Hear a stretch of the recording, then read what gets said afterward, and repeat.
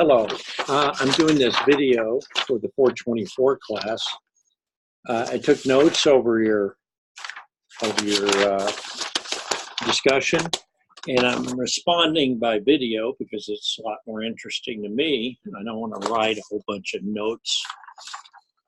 I've already written them, but I'm kind of, these are permanent, and it's really cool to do this. Sometimes they use a thing called a culture map.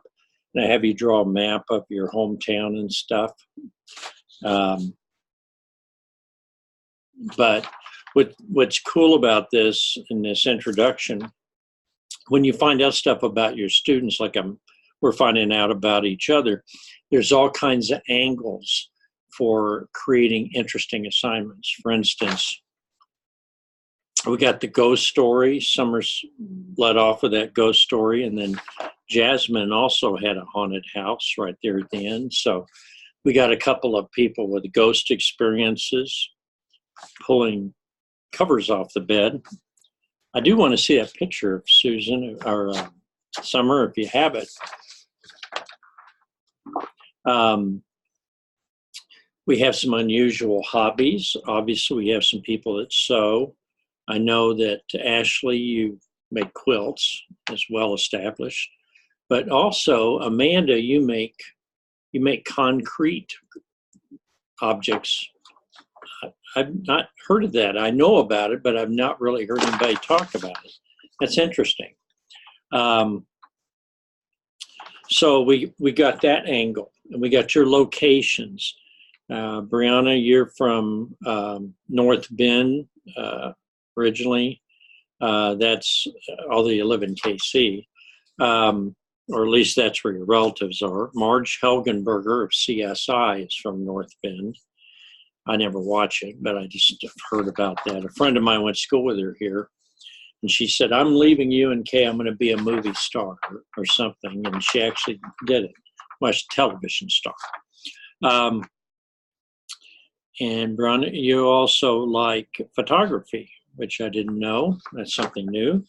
So it's things like that, photography or quilting or making concrete objects, or concrete crafts, visiting national parks. Andrea does that, and so does, who's the other national park person? There's, got it here. Jess Schufelt. You are into going to national parks and hiking, and both of you are hikers. So hiking could be interesting. And these could be the basis for lesson plans or stories that you could weave into a social science class, or to, if you're writing a paper on how to do something and you want to teach like little kids or ESL situations, you want to teach somebody how to do a craft or a process, and they have to learn the language. How do you make a quilt?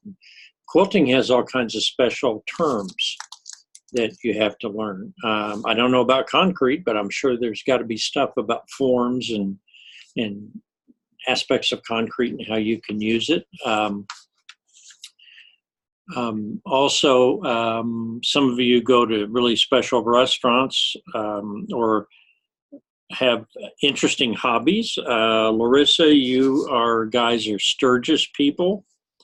You also mentioned horses and hunting and feedlots, and feedlots goes in with Ainsworth, which is a feedlot. And who started out with, oh yeah, Vanessa, they have hog operations there.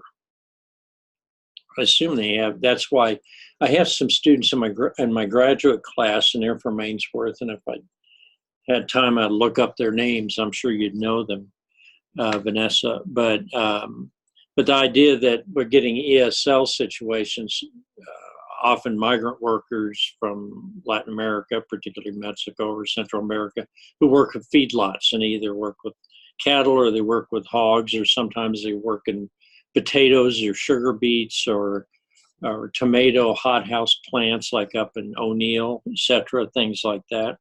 So you've got a really rich experience here. I noticed that Sarah, you've got quite a range in siblings from 2 months, a 2-month-old sister to a 23-year-old brother. And you love popcorn, which I'm glad. I know you, I figured you did, and I need to get more toppings for the popcorn. Oh yeah, but you guys are online. So the only way you can have popcorn is to show up on what? Wednesday night? I don't know. But if you tell me you're coming in, I'll make you popcorn just for you.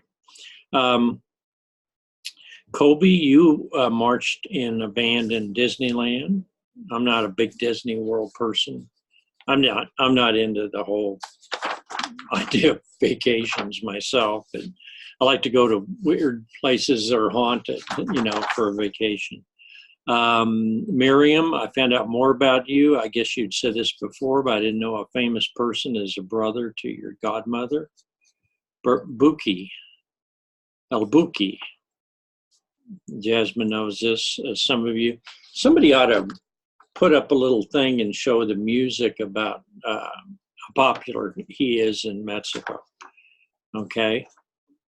And another valuable thing in here we can use in our class, good and bad experience with ESL. Some of you, like Vanessa, you've helped out with ESL, and who was the other person?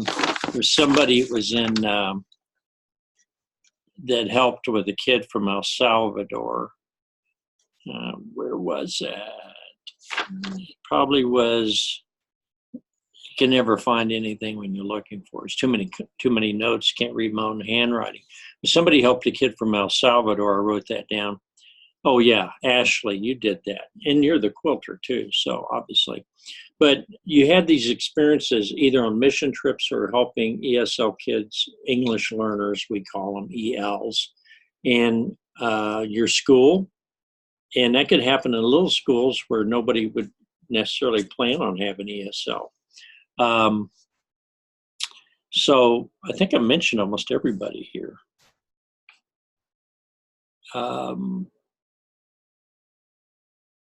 We got a lot of feedlots, hog farms.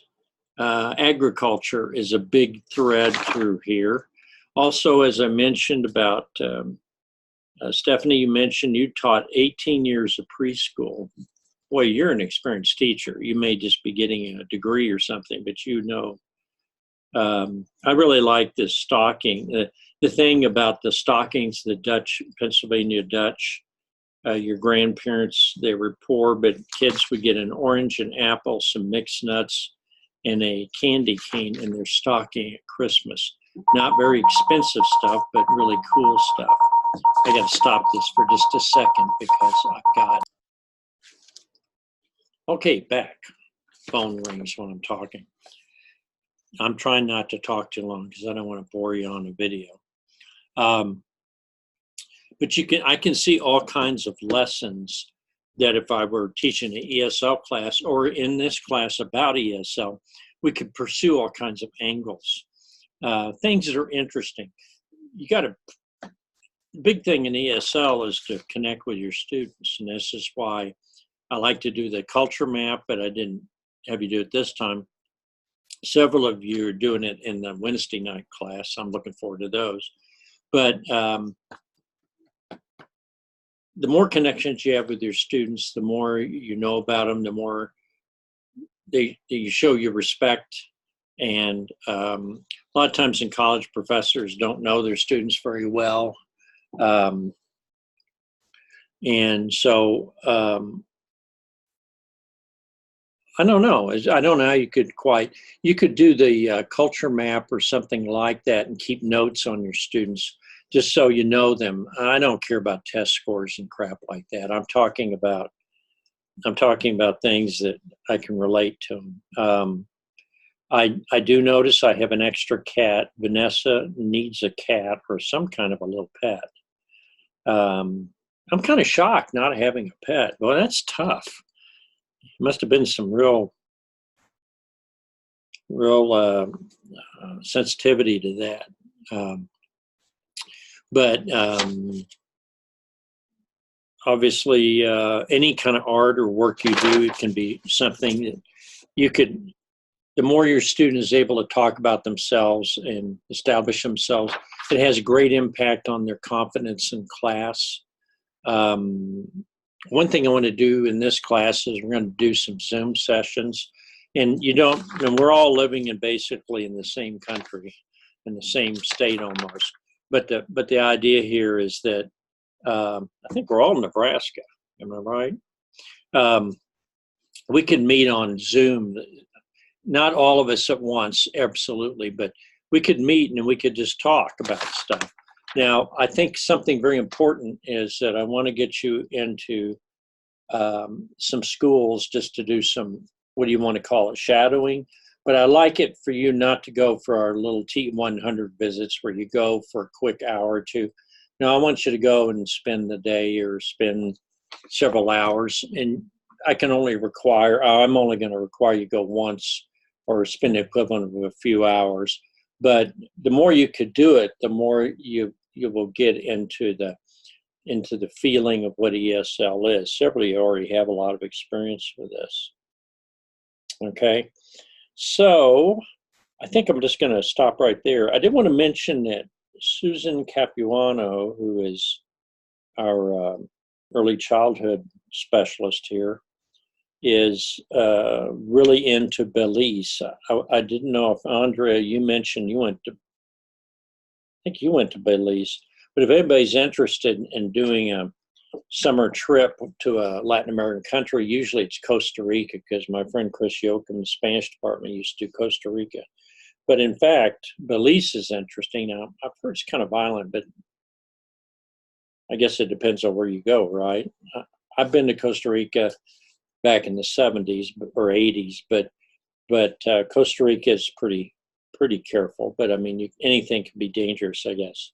Wouldn't go to Venezuela, of course. So I want to thank you and welcome you to the class, and I hope I gave all of you a shout out here. Leave anybody out? I know, Jennifer, you're going to Houston along with who else? I bet it's Brianna. Are you going to, some of you guys plan to student teach in Houston? So probably never see you again. You go down there and live in Texas.